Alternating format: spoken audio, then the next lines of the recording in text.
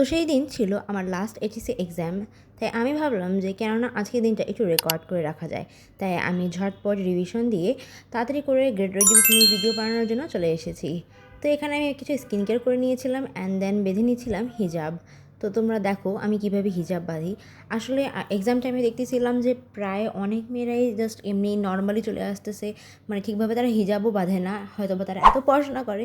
But আমি যে কি চিল মুড়ে এক্সামগুলো দিতে গেছি ভাই, তারপর ওখানে যায় প্যানিক তো আসে।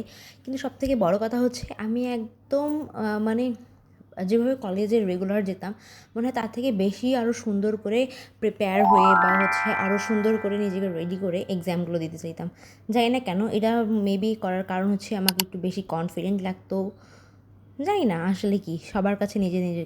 কিন্তু সবথেকে বেশি নার্ভাস লাগতো যখন আমি রিকশায় উঠতাম অ্যান্ড ফাইনালি মনে হইতো যে না, আমি এখন এক্সাম দিতে যাচ্ছি। আর প্রত্যেকটা এক্সামে আমার কাছে একদম আলাদা আলাদা মানে টেনশনের লাগতো। তো দেখো আমার লাস্ট এক্সাম যেহেতু ছিল, তাই আমি আমার স্টাডি যে রুটিনটা ছিল প্রতিদিনের পড়াশোনার একদম নিজের পুরো ফার্স্ট্রেশন বের করে ছিঁড়ে ফেলেছি।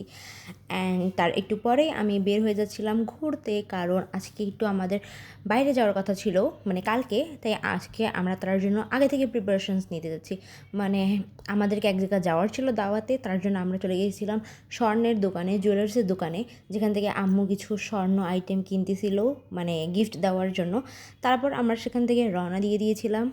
অ্যান্ড বাসার আসার সময়, যেহেতু আজকে আমার লাস্ট এক্সাম ছিল, তাই আমরা নিজেকে ট্রিট দেওয়ার জন্য, মানে আমি নিজেকেই নিজে ট্রিট দেওয়ার জন্য টেস্টি ট্রিট থেকে একটা মিনি পিৎজা অ্যান্ড বার্গার নিয়ে এসেছিলাম, যেটা অনেক টেস্টি বলা যাবে না, আবার অনেক ব্যাডও বলা যাবে না, মোটামুটি। তো দ্যাটস ইট ফর টুডে।